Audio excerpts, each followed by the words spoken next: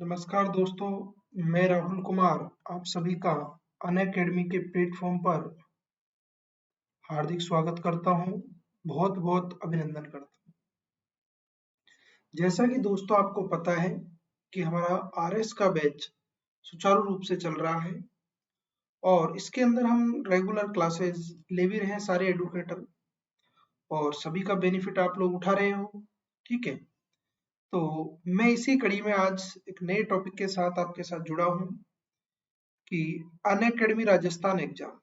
हम बात जिस चैनल पर जुड़े हुए हैं उस चैनल का नाम है अनअकैडमी राजस्थान एग्जाम, जहां पर लाइव डेली यहाँ पर जो क्लासें हैं वो लाइव होती हैं daily regular. Science and technology वाला पार्ट होता है, एक जनरल साइंस वाला होता है और एक टेक्नोलॉजी वाला होता है। तो यहाँ पर जो हम बात कर रहे हैं वो टेक्नोलॉजी की बात कर रहे हैं, किसकी बात नहीं कर रहे, जनरल साइंस। इसके अंदर सबसे पहला जो टॉपिक चल रहा है वो चल रहा है स्पेस टेक्नोलॉजी। हम जो बात कर रहे हैं वो बात कर रहे हैं स्पेस टेक्नोलॉजी। किसकी बात कर रहे हैं भैया? स्पेस टेक्नोलॉजी की बात कर रहे हैं। अच्छा, अब स्पेस टेक्नोलॉजी के अंदर हम एक क्लासेस देख रहे हैं। तो मेरा नाम Rahul Meena, mentor coach for RPSC. 2 साल से साइंस एंड टेक में पढ़ा रहा हूँ और 10,000 से अधिक स्टूडेंटों को मैं पढ़ा चुका हूँ। बात क्लियर हो गई? इस बात को आप क्लियरली ध्यान रखना कि 2 साल से मैं साइंस एंड टेक पढ़ा रहा हूँ और 10,000 से अधिक बच्चे मैं पढ़ा चुका और राजस्थान के टॉप मोस्ट संस्थान जो है उनमें भी मैं अपनी सेवाएं दे चुका हूँ। तो आप लोग इस चीज में कोई डाउट नहीं है कि सर आपकी प्रामाणिकता पे कोई डाउट किया जाए, वो नहीं किया जाना चाहिए। अगला पॉइंट, अनअकैडमी का यदि आप सब्सक्रिप्शन लेते हैं, यदि आप लोग अनअकैडमी का सब्सक्रिप्शन लेते हैं या लेना चाहिए, मैं तो लेते ही नहीं, क्यों लेना चाहिए, क्यों लेना चाहिए ये मैं बता देता हूँ। सबसे पहले क्योंकि यहाँ पर आपको लाइव क्लासेज मिलेंगी, यहाँ पर आपको रेगुलर लाइव क्लासेज मिलेंगी। इस बात को आप क्लियरली ध्यान रखना, लगातार लाइव क्लास। नंबर 2, आपको टेस्ट सीरीज प्लस क्यूज मिलेगा, बिल्कुल साफ मिलेगा। लाइव क्लासेस मिलेंगी, आपको टेस्ट सीरीज मिलेगी प्लस क्यूज मिलेंगे। अच्छा, number 3 point, doubt clearing sessions आपको मिलेंगे। जो डाउट क्लियरिंग सेशंस हैं वो आपको मिलेंगे। नंबर 4, कवरफुल सिलेबस, मतलब आपका जो पूरा का पूरा कवर है, सिलेबस जो है वो पूरा का पूरा यहाँ पर कवर करा दिया जाए। थोड़ा सा स्वास्थ्य सही नहीं है, मेरा स्वास्थ्य थोड़ा सा सही हुआ है। प्लस सब्सक्रिप्शन लेने के क्या लाभ हैं? आपको पता होना चाहिए कि प्लस सब्सक्रिप्शन लेने के लाभ क्या है। तो देखो ध्यान से, सभी एडुकेटर के द्वारा लाइव कोर्सेज आपको मिल जाएंगे। एडुकेटर परीक्षा की पूरी तैयारी कराते हैं, ऐसा नहीं है कि आधी अधूरी छोड़ देते, बिल्कुल नहीं छोड़ते, पूरी कराते। कहीं भी कभी भी अनलिमिटेड लाइव क्लासेस आपको मिलेंगी। क्लासेस जो होंगी वो अनलिमिटेड आपको मिलेंगी। वीकली क्वेश्चंस होते हैं जिसमें आप अपनी क्षमता को जांच सकते हैं, बता सकते हैं कि ये चीज इस तरीके से है।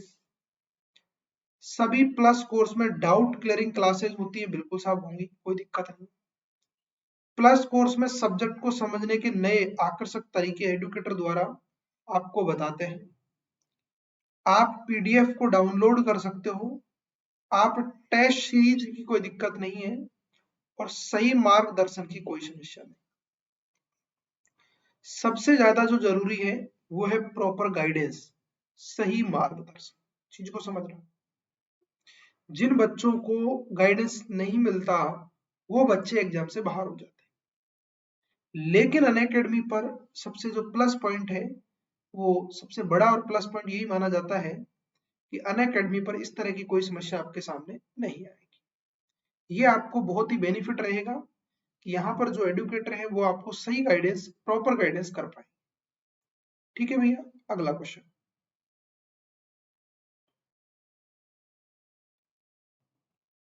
अनअकैडमी का सब्सक्रिप्शन कैसे लें? इसके लिए आपको क्या करना है वो ध्यान से सुनो। स्टेप 1, अनअकैडमी का सब्सक्रिप्शन कैसे लें? सबसे पहले आपको बताना है स्टेप 1, स्टेप 1 में क्या करना है, आप प्ले स्टोर में जाइए। सबसे पहले आप प्ले स्टोर गए, प्ले स्टोर में चलेंगे।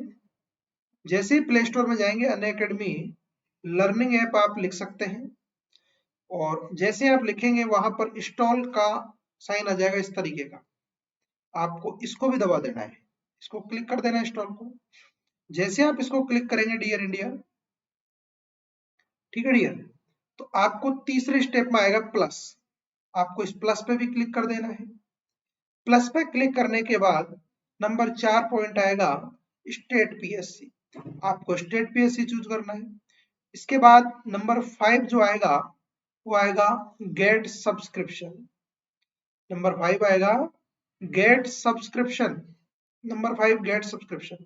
जैसे आप गेट सब्सक्रिप्शन करेंगे मेरे भाई, बात को सुनना ध्यान से, जैसे ही गेट सब्सक्रिप्शन करेंगे, मैं आपको क्लियर कर दूं, स्टेप 6 में क्या आएगा, बीपीएससी का सब्सक्रिप्शन, यहाँ लिखा रहेगा आरपीएससी, जैसे यहाँ पर आरपीएससी होगा तो 1 मंथ का 1400 का, 3 मंथ का 3500 का, 6 मंथ का 5600 का, 12 मंथ का 7000, 24 मंथ का 8400 रुपए।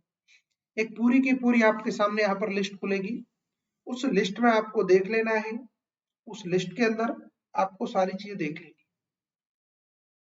ठीक है साथियों।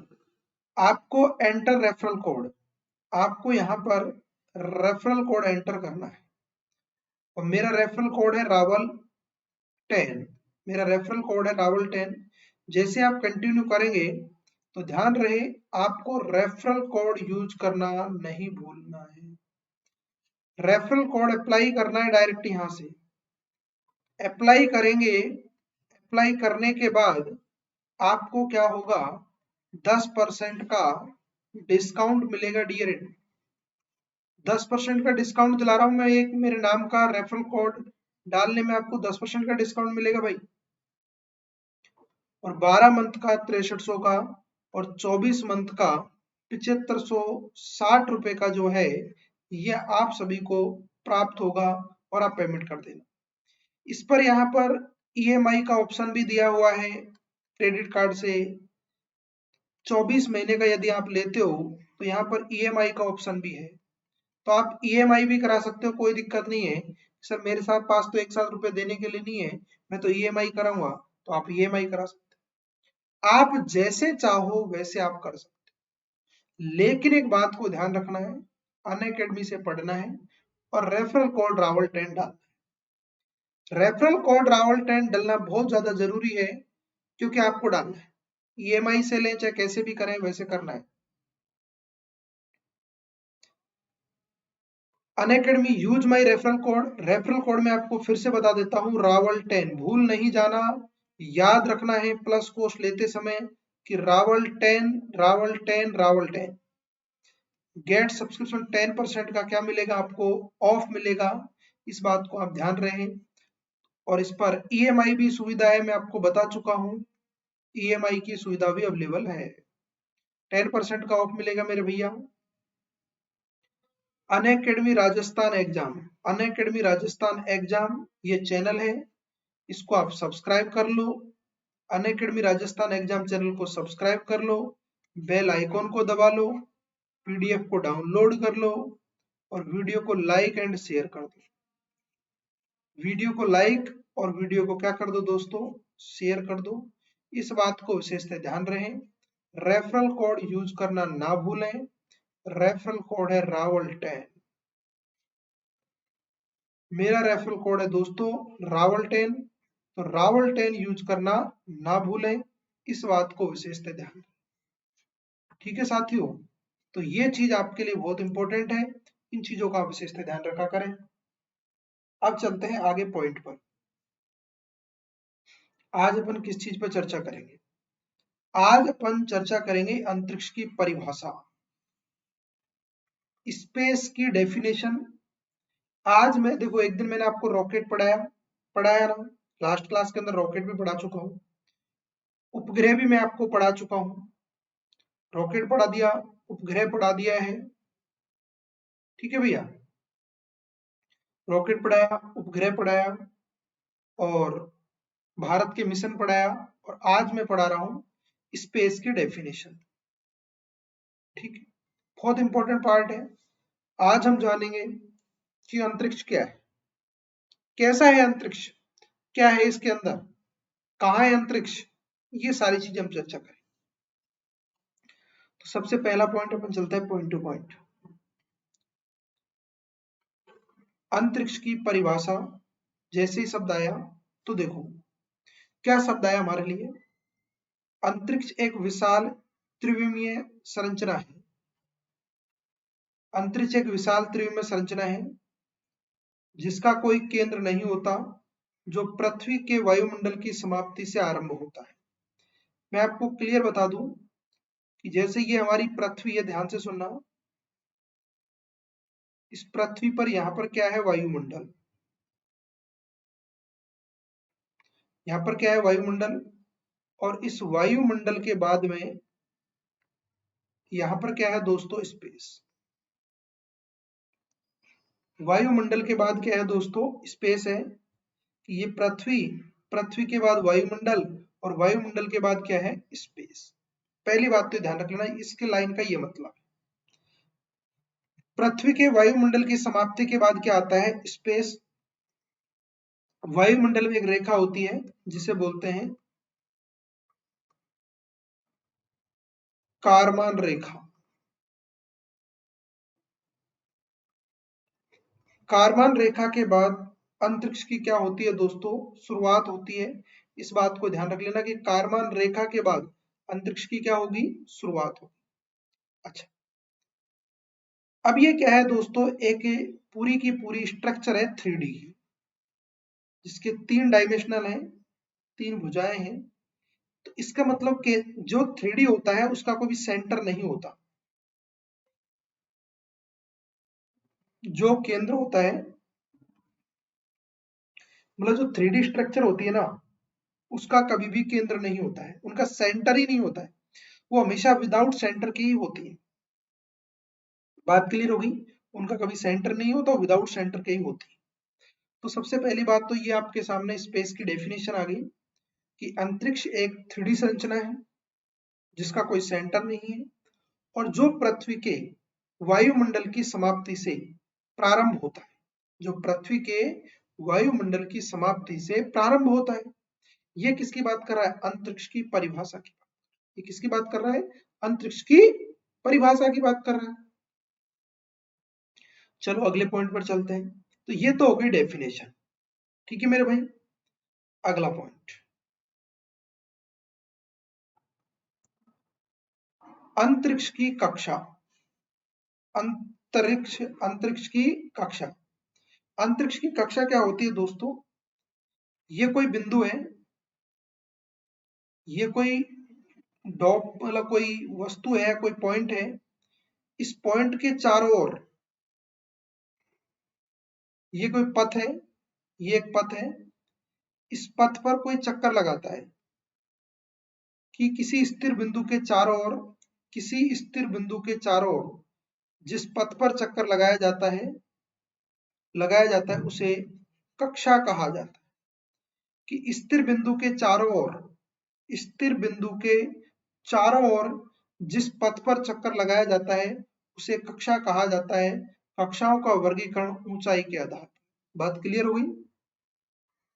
ये स्थिर बिंदु है, इससे इस डिस्टेंस पर, कोई निश्चित डिस्टेंस जिस पथ पर कोई भी चक्कर लगाया जाता है उसे कक्षा कहा जाता है। कक्षाओं का वर्गीकरण ऊंचाई के आधार पर है। कक्षाओं का जो वर्गीकरण है ये ऊंचाई के आधार पर है। इस बात को विशेष से ध्यान रखना। कक्षाओं का जो वर्गीकरण है ये किसके आधार पर है दोस्तों, ऊंचाई के आधार। ठीक है ना, इस बात को क्लियरली ध्यान रखना है कि किसके आधार पर है, ऊंचाई के आधार पर है। यह होती है अंतरिक्ष की कक्षा। अब बात ये ध्यान रखनी है कि वर्गीकरण जो है वो किसके आधार पर है, ऊंचाई के आधार पर। तो स्पेस को 4 भागों में हम बांट देते हैं। एक होता है 400 किलोमीटर, एक 900 किलोमीटर, एक 20,200 किलोमीटर और एक होता है 36,000 किलोमीटर।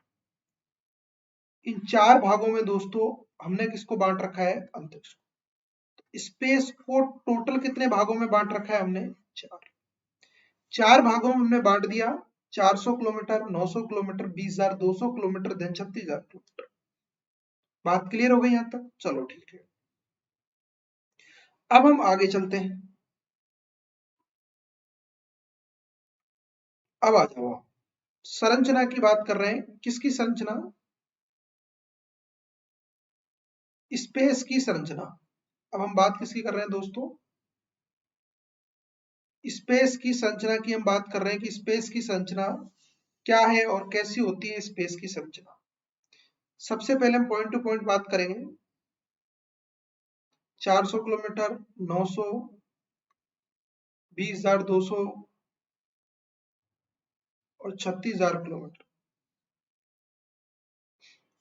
सबसे पहले हम 400 किलोमीटर, फिर 900 किलोमीटर, फिर 20,200 किलोमीटर, और तीसरा है, अंतिम जो है वो है 36,000 किलोमीटर। दोस्तों ये सारी की सारी जो हाइट है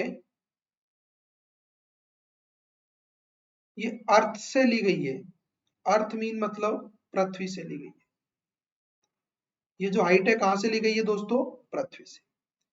400 किलोमीटर वाली कक्षा को बोलते हैं NEO, नियर अर्थ ऑर्बिट। दूसरी कक्षा को बोलते हैं LEO, लो अर्थ ऑर्बिट। इसको बोलते हैं मीडियम अर्थ ऑर्बिट, और इसको बोलते हैं हाई अर्थ ऑर्बिट या GEO, जियो स्टेशनरी ऑर्बिट। मैं आपको एक क्लियर कर दूंगा कि इसको जियो स्टेशनरी ऑर्बिट क्यों बोलते हैं। ये मैं आपको क्लियर कर दूंगा कि इसको मेरे भाई जियो स्टेशनरी ऑर्बिट क्यों बोलते हैं। आप भी आंसर दें कि क्यों बोलते हैं, थोड़ा सा इन चीजों को समझा करें।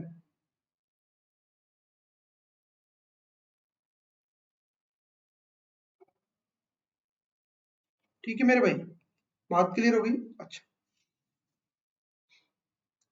अब देखो, तो इसको कहते हैं नियर अर्थ ऑर्बिट, ये low earth orbit, medium earth orbit, high earth orbit. अच्छा, अब दोस्तों बात ये आती है कि एक शब्द होता है आवर्तकाल। मैं आपको क्लियर कर दूं, एक शब्द होता है आवर्तकाल। मतलब आप रूम से कोचिंग गए और कोचिंग से वापस रूम पर आ गए, या आपने चक्कर लगा दी। आवर्तकाल का मतलब है कि एक साइकिल और जिसमें जितना समय लगा ना, एक चक्कर पूरा करने में जो समय लगता है उसे हम आवर्तकाल कहते हैं। कि एक चक्कर पूरा करने में लगा समय आवर्तकाल कहलाता है। एक चक्कर पूरा करने में जितना भी समय लगता है उसे हम क्या कहते हैं दोस्तों? आवर्तकाल। चलो ठीक है, तो एक चक्कर पूरा करने में लगा समय क्या कहलाता है दोस्तों? आवर्तकाल कहलाता है। बात आपकी क्लियर हो गई? चलो ठीक है, अगले पॉइंट पर चलते हैं। क्या कहलाता है दोस्तों? आवर्तकाल कहलाता है, मतलब एक चक्कर बराबर टाइम। अब आप मुझे बताओ कि पृथ्वी एक चक्कर कितने घंटे में पूरा कर देती है?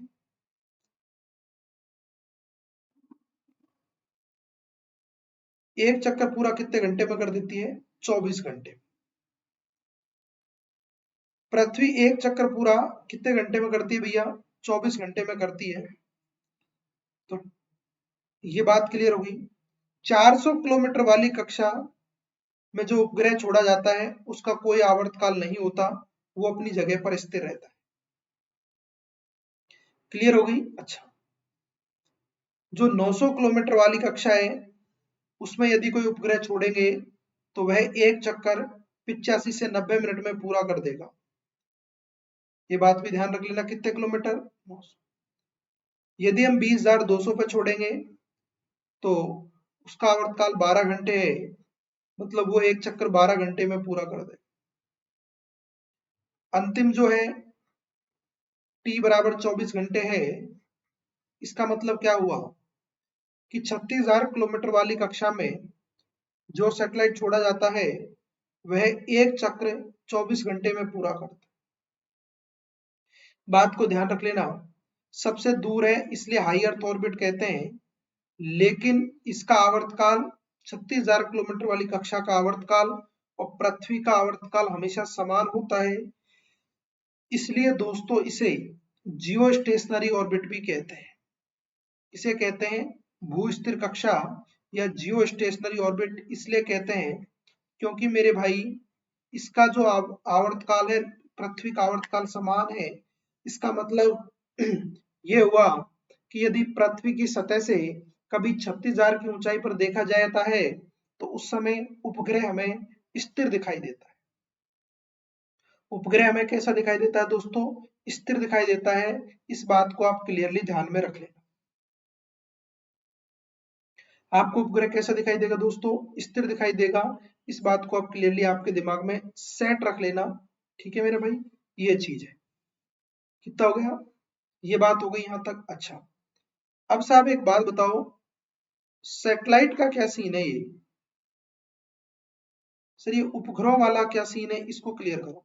देखो अब मैं आपको बताता हूं, एक एक ये पॉइंट आपको ऐसे कैसे याद रखने हैं। ये टेबल से बहुत क्वेश्चन आता है आरएस मरबार। आरएस के अंदर इस टेबल से बहुत क्वेश्चन आते हैं भैया। ये आरएस के लिए बहुत इंपॉर्टेंट टेबल है, यहाँ से बहुत क्वेश्चन आता है आरएस के टेबल में। अब देखो 400 किलोमीटर पर जो उपग्रह छोड़े जाते हैं उसे कहते हैं प्रायोगिक उपग्रह। 400 किलोमीटर पर जो उपग्रह छोड़े जाते हैं उसे क्या कहते हैं? प्रायोगिक उपग्रह कहते हैं। जैसे आर्यभट्ट वगैरह जब छोड़े गए थे तो वो 400 किलोमीटर पर ही छोड़ा गया था आर्यभट्ट, वो प्रायोगिक उपग्रह था। 900 किलोमीटर पर कौन से उपग्रह छोड़े जाते हैं? सुदूर संवेदन के उपग्रह छोड़े जाते हैं। आपको बहुत ध्यान से लगा के पढ़ना है, ऐसे नहीं आप ऐसे ही कर दें, क्योंकि आरएस का मामला है, ये कोई छोटी मोटी एग्जाम थोड़ी है। राजस्थान की सबसे बड़ी एग्जाम मानी जाती है आरएस। आप लोग ऐसे ही टाइम पास करते हो, आके चले जाते हो, कोई इधर भग जाता है कोई इधर भग जाता है, ऐसे ना करें, क्योंकि जीवन आपका है। हमारा तो ठीक है बना लिया, आप अपना सोचें, लेकिन हम आपको बनाने में मदद कर रहे हैं, कम बात नहीं है। और आप लोग एक आ रहा है दो जा रहा है, क्या कर रहे हो ये? भाई इन चीजों को समझा करो बेटा। आप जीवन को लेके सीरियस नहीं हो। कहते हैं ना, जिंदगी के समय कहता है मुझे बर्बाद मत कर, समय कहता है मुझे बर्बाद मत कर, हम कहते हैं मैं तो करूंगा। समय कहता है जिस दिन मैंने बर्बाद कर दिया तो कहानी समझ में नहीं आएगी। बिल्कुल सही बात है कि हमने जिंदगी को तमाशा बना रखा है, जब जिंदगी तमाशा बनाती है तो रोने को मजदूर नहीं मिलते हमें। ठीक है, तो बेटा ऐसा ना करें, है ना, अच्छे बच्चे हो आप तो। फिर हम देखते हैं कि 20,200 किलोमीटर पर नेविगेशन लगा होता है, जैसे जीपीएस। फिर जाते हैं 36,000 पर, तो यहाँ पर कौन से उपग्रह छोड़े जाते हैं? संचार के। 36,000 किलोमीटर पर कौन से उपग्रह छोड़े जाते हैं मेरे भाई? संचार के उपग्रह जो है वो 36,000 किलोमीटर की ऊंचाई पर छोड़े जाते हैं। बात क्लियर हो गई मेरे भाई? यहाँ तक कोई कंसेप्ट क्लियर नहीं हो तो बताइए। अब ये हो गई अंतरिक्ष की संरचना। ठीक है, अगला पॉइंट एक एक के बारे में पढ़ लेते हैं। नियर अर्थ ऑर्बिट, नजदीक भूभाग की कक्षा, पृथ्वी से 400 किलोमीटर दूर है। प्रायोगिक उपग्रह छोड़े जाते हैं, आवर्तकाल टी बराबर 0 है। लो अर्थ ऑर्बिट, निम्न भू कक्षा, पृथ्वी से 900 किलोमीटर की ऊंचाई पर स्थित है। इस कक्षा को ध्रुवीय कक्षा भी कहते हैं, क्योंकि मेरे भाई देखो ऐसे होती है कक्षाएं दो प्रकार से। ये पूर्व से पश्चिम होती है और ये उत्तर से दक्षिण होती है। पूर्व से पश्चिम, उत्तर से दक्षिण।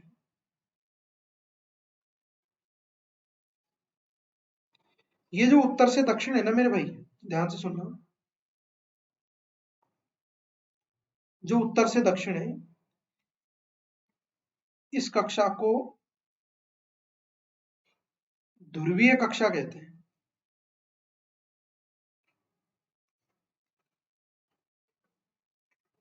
ये जो कक्षा है इसे क्या कहते हैं? ध्रुवीय कक्षा कहते हैं। इस बात को ध्यान रखें कि पृथ्वी से 900 किलोमीटर की ऊंचाई पर स्थित है और इस कक्षा को ध्रुवीय कक्षा भी कहते हैं। इस बात को क्लियर ध्यान रख लेना।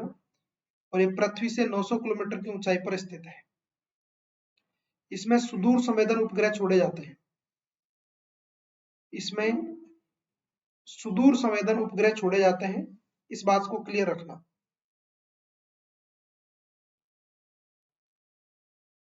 ठीक है, अच्छा, इसका आवर्तकाल 85 से 90 मिनट होता है। इसका मतलब समझ रहे हो आप, 85 से 90 मिनट का क्या मतलब है? मतलब एक चक्कर 85 से 90 मिनट में कर रहा है।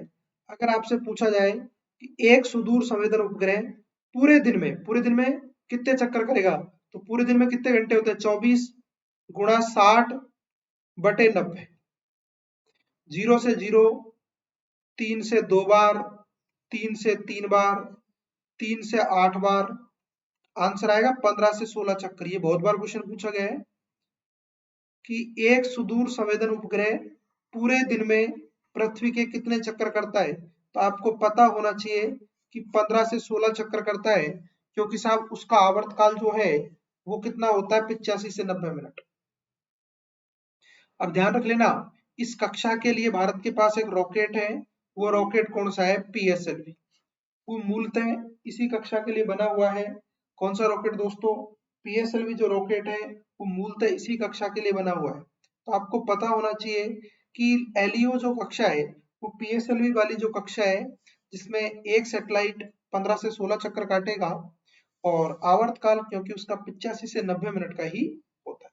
बात क्लियर होगी मेरे भाई? अगले पॉइंट पर चलते हैं। एक तीसरा पॉइंट है medium earth orbit. Medium earth orbit या मध्य भूभाग की कक्षा। मीडियम अर्थ ऑर्बिट या मध्य भूभाग की कक्षा, ये सबसे इंपॉर्टेंट है।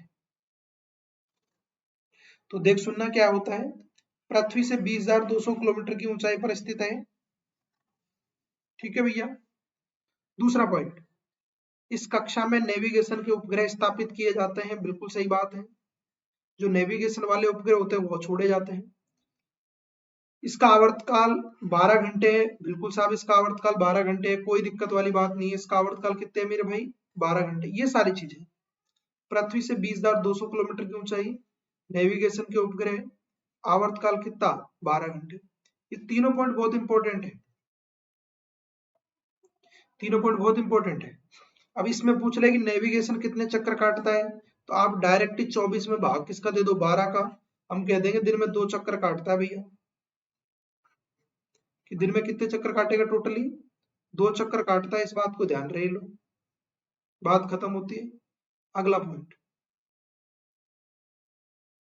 हाई अर्थ ऑर्बिट या जियो स्टेशनरी ऑर्बिट क्या है? हाई अर्थ ऑर्बिट या जियो स्टेशनरी ऑर्बिट क्या है? भूस्थिर कक्षा या हाई अर्थ ऑर्बिट या GEO क्या है मेरे भाई? तो देखो, पृथ्वी से 36,000 किलोमीटर की ऊंचाई पर स्थित है। इसका आवर्तकाल 24 घंटे है। मतलब पृथ्वी का और इसका दोनों का आवर्तकाल क्या है? समान है, अर्थ का और 36,000 वाली कक्षा का। इसमें संचार उपग्रह छोड़े जाते हैं, इसे भूस्थिर कक्षा कहते हैं। बिल्कुल सही कहते हैं। और इस कक्षा के लिए दोस्तों भारत का एक रॉकेट है, उस रॉकेट का नाम है GSLV। उस रॉकेट का नाम है GSLV, और ये रॉकेट वहां कार्य करता है, और यही 36,000 पर ले जाने का कार्य करता है। वैसे भारत आधे काम तो PSLV से ही कर देता है, लेकिन वास्तविक जो टेक्नोलॉजी है, मैं आपको बता चुका हूँ रॉकेटों के बारे में भी, लास्ट क्लास के अंदर ये विवरण हो चुका है। PSLV जुगाड़ है, PSLV जुगाड़ है, और GSLV वास्तविक रॉकेट है, टेक्नोलॉजिकल रॉकेट है। तो वैसे 36,000 के लिए है कौन मेरे भाई? GSLV है। तो बात क्लियर होगी। अगला पॉइंट, अब आपसे कभी चक्रों की संख्या ज्ञात करनी हो, तो देखो, किसी भी कक्षा में स्थित उपग्रहों की चक्रों की संख्या ज्ञात करना। अगर आपको किसी भी कक्षा में स्थित जो उपग्रह होते हैं उनके चक्रों की संख्या ज्ञात करनी हो, तो किस तरह के करना है? ऊपर पृथ्वी का आवर्तकाल धरना है, नीचे उपग्रह का आवर्तकाल धरना है। डायरेक्ट ही किसकी संख्या निकल के आ जाएगी? चक्रों की।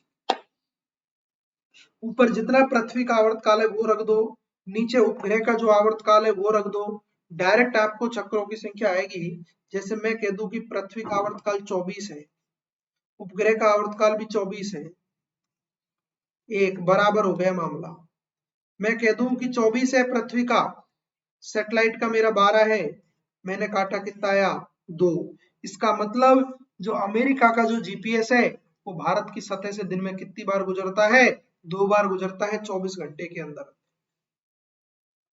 ठीक है दोस्तों, अगला पॉइंट चलते हैं। ये एक होता है, मैं आपको एक बहुत अच्छी चीज बताने वाला हूं, ये हमेशा डाउटफुल रहता है आपको, जो ये वाला सेक्शन है ये बहुत डाउटफुल रहता है। आज के बाद ये कभी इस पॉइंट पर डाउट नहीं आना चाहिए, आप लोगों को बिल्कुल भी नहीं आना चाहिए। मैं ये कह रहा हूं कि आज के बाद इस पॉइंट पर तो कभी डाउट आना ही नहीं चाहिए। कैसे? आपने दो शब्द सुने होंगे, एक होता है भूस्थिर और एक शब्द सुना होगा भूतुल्यकाल। देखो, पूर्व से पश्चिम और ये नॉर्थ से साउथ थोड़ा साइड में है, कोई दिक्कत नहीं। ध्यान रख लेना, यदि सैटेलाइट पूर्व से पश्चिम गया है, पश्चिम से पूर्व गया, एक ही बात है। पूर्व से पश्चिम जा या पश्चिम से पूर्व जा, एक ही बात है। अगर उस कक्षा में है तो उसे तो हम कहते हैं भूस्थिर कक्षा। उसे तो हम क्या कहते हैं दोस्तों, भूस्थिर कक्षा। और यदि वही सैटेलाइट इस तरीके से गया तो हम उसे कह देते हैं भूतुल्यकालिक कक्षा। इसको कहते हैं जियो स्टेशनरी और ये से कहते हैं जियो सिंक्रोनस। ये जियो स्टेशनरी और इसे कहते हैं जियो सिंक्रोनस, दोनों चीज हो गई कि भूस्थिर मतलब जियो स्टेशनरी, भूतुल्यकाली मतलब जियो सिंक्रोनस, ये दोनों बिल्कुल अलग अलग। पर इनको लिया किसके आधार पर जाता है, पृथ्वी के सेक्शन से, कि यदि पृथ्वी से पूर्व से पश्चिम छोड़ा गया तो वो तो भूस्थिर हो जाएगी, और यदि पृथ्वी से उसे इस नॉर्थ से साउथ या साउथ से नॉर्थ में छोड़ा गया तो उसे भूतुल्यकाली कहते हैं, उसे जियो सिंक्रोनस कहते हैं। उसे क्या कहते हैं भैया, उसे हम जियो सिंक्रोनस कहते हैं। तो इस तरीके से उपग्रह जो होते हैं वो इसी तरीके से छोड़े, भूस्थिर भूतुल्यकाली। बात क्लियर होगी कि एक तो भूस्थिर और एक है भूतुल्यकाली, इस बात को आप क्लियरली ध्यान में रखें। ठीक है, कोई बात क्लियर, कोई दिक्कत वाली बात नहीं है। चलो ठीक है, आगे चलते हैं। अगला पॉइंट, संस्था। देखो, स्पेस टेक्नोलॉजी जो होती है, मैं आपको क्लियर कर दूं, स्पेस टेक्नोलॉजी कभी भी आप पढ़ेंगे तो आपको हमेशा क्या पढ़ना पड़ेगा, ISRO, Indian space research organisation, ये आपको पढ़ना पड़ेगा। भारतीय अंतरिक्ष अनुसंधान केंद्र जो को कहां पर स्थापित है, वो है मेरे भाई बेंगलोर में। कहां पर है मेरे भाई, बेंगलोर में। भारतीय अंतरिक्ष अनुसंधान केंद्र जो है ये कहां पर स्थित है दोस्तों, ये बेंगलोर में स्थित है। स्थापना कब हुई, 15 अगस्त 1969 को की गई थी। और इसकी स्थापना जो रही थी, इसकी स्थापना करने में या स्पेस को बढ़ावा देने में विक्रम साराभाई थे, जिन्हें स्पेस का जनक कहते हैं, अंतरिक्ष का जनक कहते हैं, विक्रम अम्बालाल साराभाई। विक्रम अम्बालाल साराभाई जो है उन्हें स्पेस के जनक के नाम से भी जाना जाता है।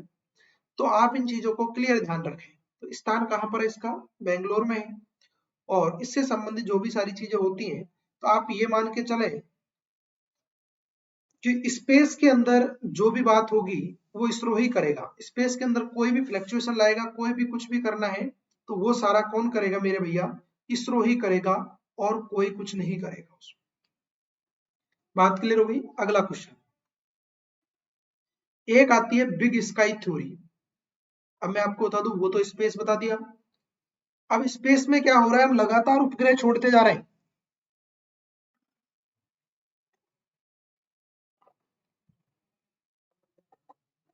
हम लगातार उपग्रह छोड़ते जा रहे हैं लगातार, हमें पता ही नहीं है कितने उपग्रह छोड़ रहे हैं हम। तो सुने ध्यान से, बिग स्काई थ्योरी क्या है। नासा के वैज्ञानिकों के अनुसार माना गया कि अंतरिक्ष का कचरा एक दीर्घकालीन समस्या नहीं है। मतलब कुल मिला के बात यह है कि हम क्या कर रहे हैं, ये हमारी पृथ्वी है और यहां से रोज उपग्रह छोड़ रहे हैं लगातार। यहाँ रोज उपग्रह छोड़ रहे हैं, सैटेलाइट हम यहाँ पर छोड़ रहे हैं, लगातार सैटेलाइट छोड़ रहे हैं, यहाँ सैटेलाइट छोड़ रहे हैं। अब साहब ऐसे यदि सैटेलाइट छोड़ते रहे तो एक दिन ऐसा होगा ना, यहाँ ये फुल हो जाएगा पूरा, फिर हम बाद में सैटेलाइट ही नहीं छोड़ पाएंगे, बाद में तो हम उपग्रह ही नहीं छोड़ पाएंगे, समस्या हो जाएगी भारी बड़ी, है ना। हम यहाँ पर बाद में उपग्रह नहीं छोड़ पाएंगे। अच्छा, तो नासा के वैज्ञानिकों के अनुसार माना गया कि अंतरिक्ष का कचरा एक दीर्घकालीन समस्या नहीं है, अपितु एक, वो वैज्ञानिक कह रहे थे नासा के कि ऐसे छोड़ेंगे ना तो कोई दिक्कत वाली बात नहीं है, अंतरिक्ष तो बहुत बड़ा है, ये वापस वायुमंडल में आएंगे और ये नष्ट हो जाएंगे। अंतरिक्ष का कचरा एक दीर्घकालीन समस्या नहीं है, चूंकि अंतरिक्ष का कचरा बहुत ही बड़ा है और निम्न भूकक्षा के अधिकांश कचरे वायुमंडल में प्रवेश कर घर्षण के कारण नष्ट हो जाते हैं। कि नासा के वैज्ञानिकों के अनुसार माना गया कि अंतरिक्ष का कचरा एक दीर्घकालिक समस्या नहीं है, चूंकि अंतरिक्ष का आकार बहुत ही बड़ा है और निम्न भूकक्षा के अधिकांश कचरे वायुमंडल में प्रवेश कर घर्षण के कारण नष्ट हो जाते हैं। क्या हो जाते हैं दोस्तों? नष्ट हो जाते हैं। कि ध्यान रखना कि वायुमंडल में प्रवेश करके नष्ट हो जाएंगे। ये होती है बिग स्काई थ्योरी, जो कहाँ के वैज्ञानिकों ने दी? नासा के वैज्ञानिकों ने दी। ये बात क्लियर हो गई दोस्तों। अगला पॉइंट पर चलते हैं। निम्न भूकक्षा क्या होती है? अपनी कक्षा में जिस बिंदु पर उपग्रह पृथ्वी से निकटतम दूरी पर होता है, जैसे क्या होता है, निम्न भूकक्षा किसे कहते हैं? इस पर माना कि सैटेलाइट घूम रहा है, ये वाली जो कक्षा है ये निम्न भूकक्षा है। मतलब सैटेलाइट से जो कि निकटतम दूरी पर जो कक्षा होती है उसे हम निम्न भूकक्षा के नाम से जानते हैं, जो सैटेलाइट से न्यूनतम पॉइंट पर होती है। ठीक है डियर, अगला पॉइंट। इसके बाद आता है केसलर सिंड्रोम। मैं आपको बताऊं क्या है केसलर सिंड्रोम। नासा के वैज्ञानिक डोनाल्ड जे केसलर ने बिग स्काई थ्योरी को चुनौती देते हुए यह भविष्यवाणी की कि अगले 4-5 दशकों में, मतलब 50-60 सालों में, भूकक्षाओं में उपग्रहों की संख्या इतनी बढ़ जाएगी कि वे आपस में टकराकर एक दूसरे उपग्रह को नष्ट कर देगा। इस अवस्था को केसलर सिंड्रोम कहा जाता है और यह भी कहा कि भविष्य में उपग्रह का प्रमोशन असंभव हो जाए। नासा का एक वैज्ञानिक था, उसने एक बात बिग स्काई थ्योरी के खिलाफ ये बात कही कि अगर लगातार इसी तरह उपग्रह छोड़ते गए तो एक दिन अंतरिक्ष पूरा भर जाएगा, फिर हम नए उपग्रह नहीं छोड़ पाएंगे, क्योंकि यदि छोड़ेंगे तो नीचे वाला मतलब एक सैटेलाइट दूसरे सैटेलाइट से टकराएगा और वो एक दूसरे को नष्ट कर देंगे। वो एक दूसरे को नष्ट कर देंगे तो बहुत बड़ी समस्या हो जाएगी, ऐसा नहीं होना चाहिए। ये बात सबसे पहले उन्होंने कही। तो ये क्या है? केसलर सिंड्रोम। जब टकराएंगे मरेंगे तो इसे हम क्या कहते हैं? केसलर सिंड्रोम कहा जाता है। तो ये बहुत इंपॉर्टेंट पॉइंट होते हैं। और उसके बाद हम नए उपग्रह नहीं छोड़ पाए। पाकिस्तान कभी उपग्रह नहीं छोड़ता, वो कहता है फालतू के काम होते हैं, उपग्रह छोड़। इसके बाद एक आती है junk graveyard orbit, junk orbit या डिस्पोजल ऑर्बिट। हम बात कर रहे हैं ग्रेवियार्ड ऑर्बिट की, जंक ऑर्बिट की या डिस्पोजल ऑर्बिट की। किसकी बात कर रहे हैं? ग्रेवियार्ड ऑर्बिट, जंक ऑर्बिट या डिस्पोजल ऑर्बिट।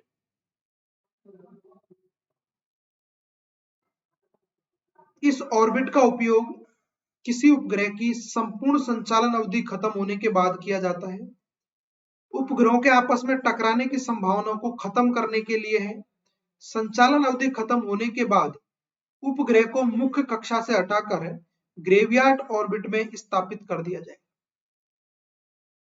यह आर्किट नहीं है, ऑर्बिट ही है। कि इस ऑर्बिट का उपयोग किसी उपग्रह की संपूर्ण संचालन अवधि खत्म होने के बाद किया जाता है। उपग्रहों के आपस में टकराने की संभावना खत्म करने के लिए किया जाता है। संचालन अवधि खत्म होने के बाद उपग्रह को मेन जो कक्षा होती है, जैसे मान के चलो ये उपग्रह और यहाँ पर दूसरी कक्षा है, यहाँ पर सैटेलाइट घूम रहा है, अब ये काम इसका वर्क कार्यक्रम खत्म हो चुका है, 2 साल ही उम्मीद है, तो इसको यहाँ ट्रांसफर कर दो, तो ये कक्षा तो खाली रहेगी ना। अब उपग्रह तो हमेशा इसी में छोड़े जाते हैं, तो जिसमें छोड़े जाते हैं ये कब्रिस्तान हो गया ना। फिर भाई जिसमें डेड छोड़े जाते हैं वो किस नाम से जाना जाता है? कब्रिस्तान के नाम से जाना जाता है। जिसमें डेड छोड़े जाते हैं वो कब्रिस्तान के नाम से जाना जाता है। बात क्लियर होगी? तो ये बात क्लियर होगी, यहाँ सेटेलाइट छोड़े जाएंगे, ये कब्रिस्तान। बात खत्म, दैट्स ऑल। और सुनो, ग्रेवियार्ड ऑर्बिट मुख्य ऑर्बिट से थोड़ी दूरी पर स्थित होती है, मैंने बताया इस तरीके से थोड़ा दूर रहेगी, तभी उसमें हम सेटेलाइट डाल पाएंगे। बात क्लियर होगी? तो इसे जंक ऑर्बिट, डिस्पोजल ऑर्बिट या ग्रेवियार्ड ऑर्बिट के नाम से भी जाना जाता है। तो ये सारी चीजें आपको ध्यान में रखनी है, ये बहुत ही इंपॉर्टेंट चीजें हैं, इनको आपको बिल्कुल दिमाग से रखना है, इधर उधर ना करें। और क्योंकि इधर उधर आकर कर दिया तो फिर आपको ही समस्या होगी, ये बात आप निश्चित ही मान लेना। ठीक है भैया, इस बात का विषय था।